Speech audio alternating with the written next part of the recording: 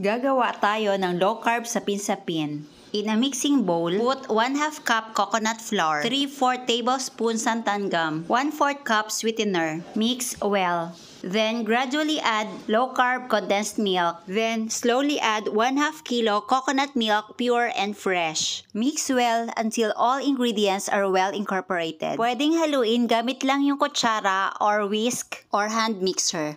Now add vanilla flavor. Ngayon, hatiin na natin yung mixture. Itong unang gagawin ay ube flavor. Hahatiin ko muna itong plastic into half. Ito ay para hindi tayo mahirapang kunin yung sapin-sapin sa ating molder. Tapos maglagay ng konting ube flavor and mix well. O depende sa inyo kung gaano karami ang gusto nyong ilagay na flavor. O depende din kung anong gusto nyong flavor ang ilalagay. Then steam for about 10 minutes at low-medium heat. After 10 minutes, ilagay naman natin yung vanilla flavor. Dahan-dahan lang po ilagay yung mixture para hindi masira yung first layer. Tapos, spread lang hanggang sa ito ay maging pantay. At ibalik sa steamer for another 10 minutes over low-medium heat. Habang naghihintay ng another 10 minutes, gagawin muna natin ang ating third flavor. Chocolate flavor ang naisip kong ilagay pero konti lang ang ilalagay ko since oxalate sensitive po ako. By the way, chocolate is high in oxalate content. Oxalates may trigger the elevation of your uric acid. Ngayon, haluin lang po ng maigi hanggang sa pantay-pantay ang ating mixture. At ngayon, ilagay na natin ang pangatlong flavor.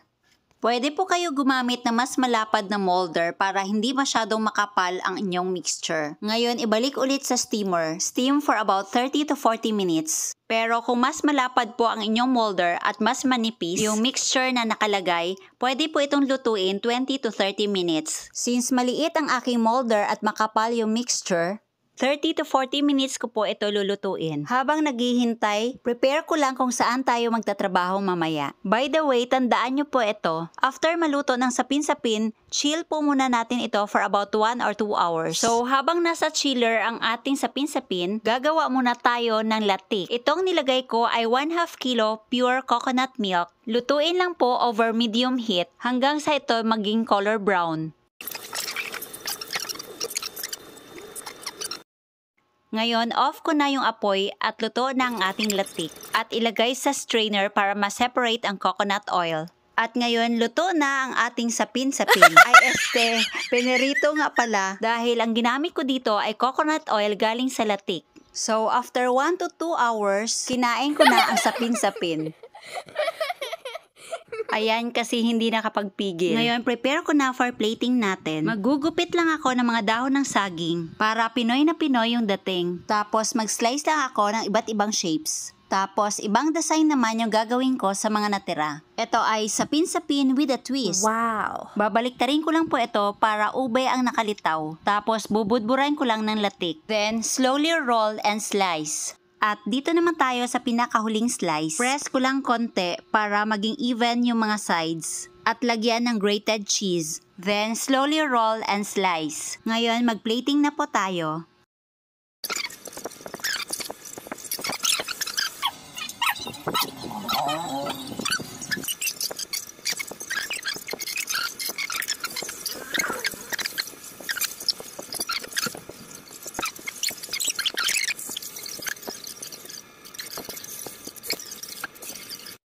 Tikman na natin.